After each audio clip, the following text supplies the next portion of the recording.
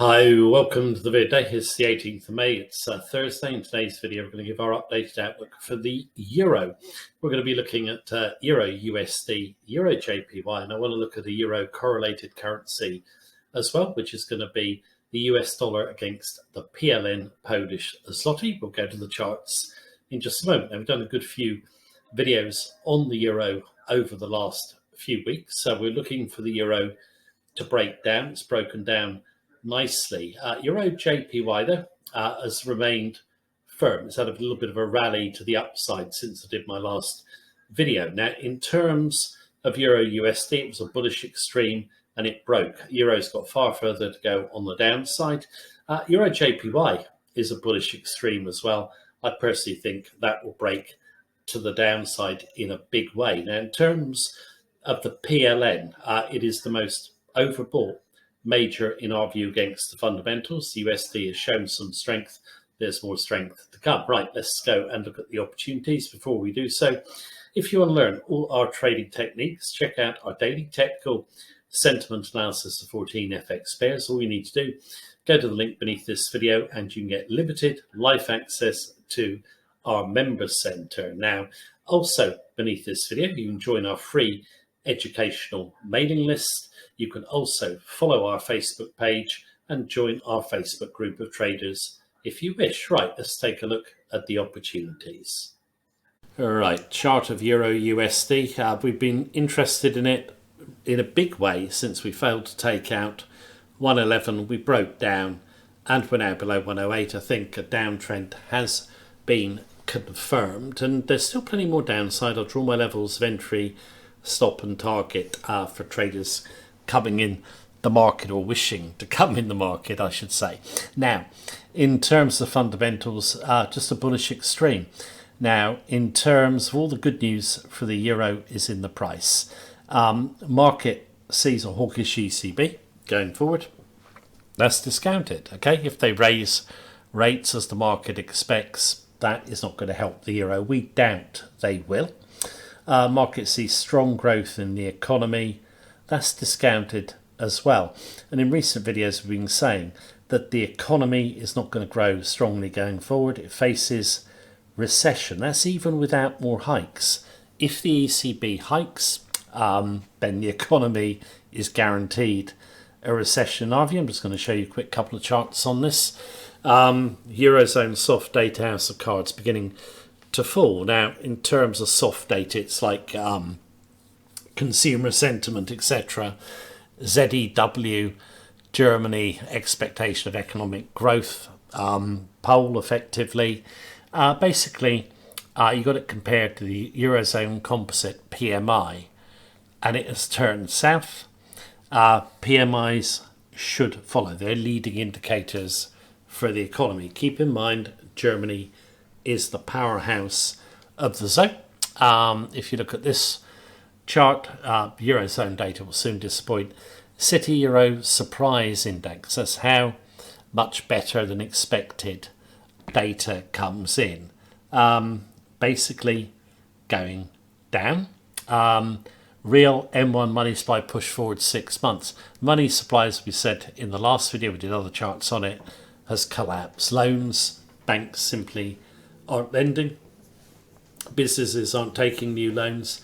That bodes ill for the economy going forward. So there's a couple of other charts. You can see plenty more in my previous videos on why we are so bearish on the euro economy. Let's go back to my points.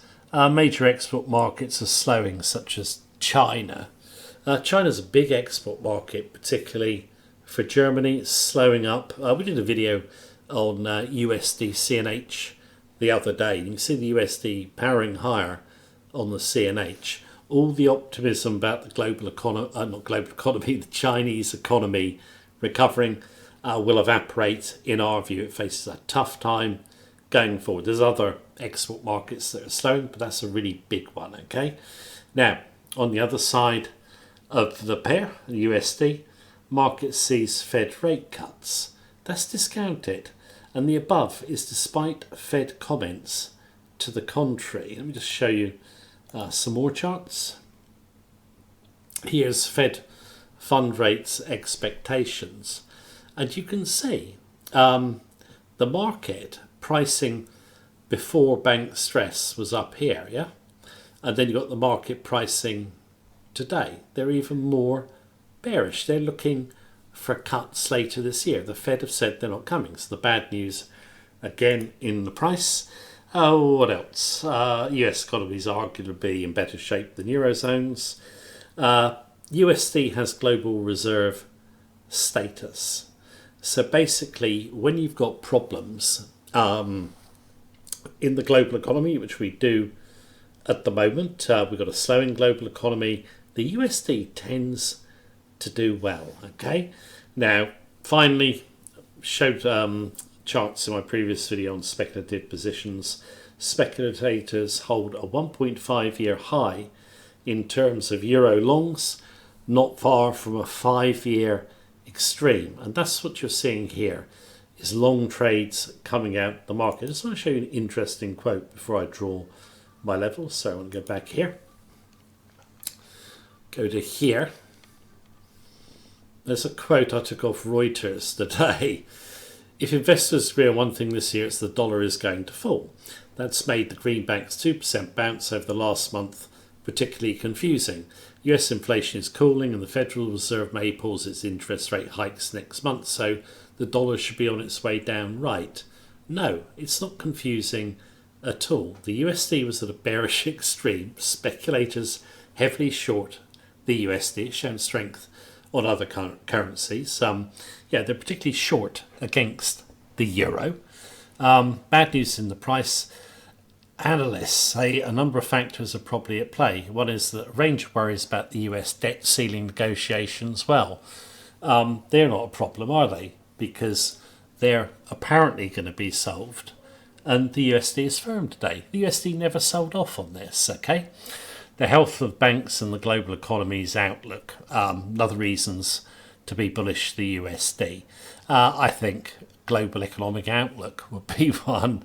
But you can see in terms of Reuters, person right here doesn't really quite understand a bullish extreme. Okay, markets always turn when the majority least expect them to do so. Right, let's go back to the chart.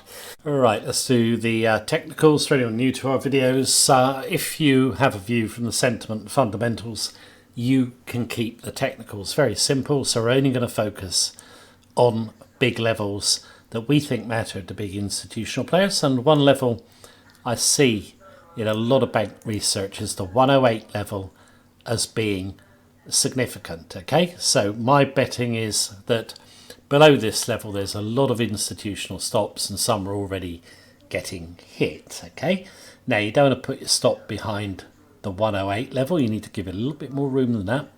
Just draw a trajectory there.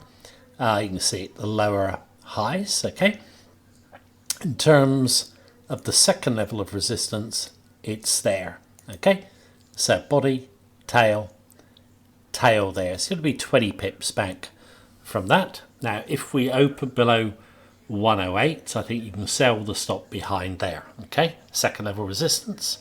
If however we were to rally above 108 tomorrow, just wait for a move below 108 and initially stick your stop behind 109. Okay, you can always trail the stop down. There's always the risk that we might get a little bit of a bounce.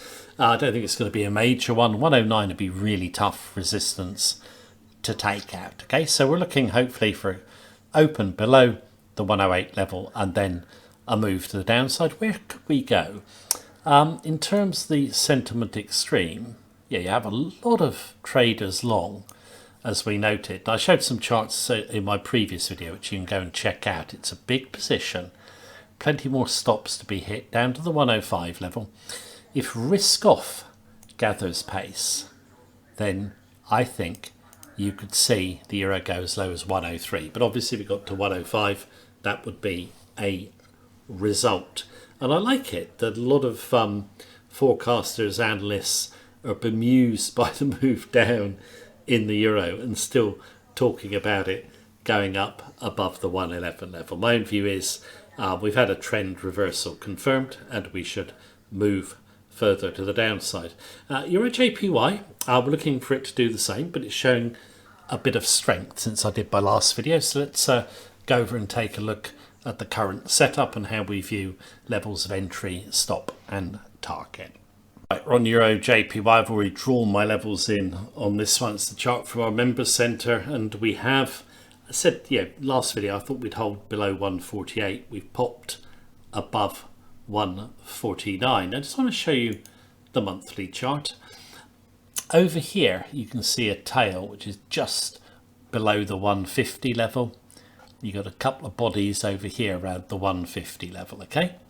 And I think hopefully that should hold on a close basis. Now in terms of this pair, majority, if you look at research, are very bullish of the euro. They see no turn coming or no big downside in the euro. But if you look at the COT net traders positions, our favorite sentiment tool, you've got a really big net long euro position. You can see our previous video for more details.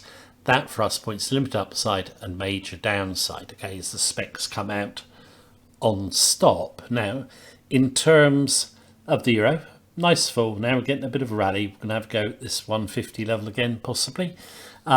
If we don't get through the level, there's the tail low. We want to get through that and then through two bodies and two tails here. Okay, so that's clear of the round number. I don't know if I said it earlier. Round numbers tend to have a lot of order flow around them. So basically just want to get away from the round number. In terms of the size of the speculative position, points to a move to 143, long-term move to 141 in our view. Now there's always the chance, we do have a bullish extreme, that we go up to the 150 level. So if we were to take that level out, and I put the level at 150.20, we would immediately sell back through the round number. So 149.80, stop back behind the 151 level, okay? So yeah, we're looking for this bullish extreme to end with a really big correction. I mean, we did see a decent correction, but we've since rallied back. So yeah, I like the look of this pair for a turn. Let's see if we get it. Now in terms of my last pair I want to look at USD PLN, which is a euro correlated currency. And if the euro really gains traction to the downside, the proxies or correlated currencies often move more aggressively. Now this pair kind of fooled me really, because I thought it would rally, but it came down below the 20-day moving average. Just one test there, down, another test there, test just above it there. That's where it took a long position. Then we went back down, but this candle closes above the 20-day moving average, and now we've moved to the upside. Okay, so this one I think is a buy for above 420. Then I think it's a buy with a stop below the low, and basically for a move up to 450. If we came back through 420, you could just buy back through the level, stop behind the low. It's a really good risk to reward, obviously, if our view is correct. Now just to show you, just go to it here. If we look at Euro PLN, see the euros jumped on it. So basically, yeah, if you've got correlated currencies, they very often move more aggressively. Okay, when the euro's going down, the USD will do better very often on the proxies. Okay, so actually Euro PLN is a buy in our view. It's been an aggressive move to the downside. PLN fundamentals, I covered them in a previous video. I think they're really poor for the Polish zloty, but it does have a decent interest rate on it, and I think speculators loaded shorts. Now they're going to get taken out on stop. Hopefully, we shall see. Right, that is the video for today. You can follow all three of these pairs in our member center if you wish on a daily basis. Right, thank you for watching.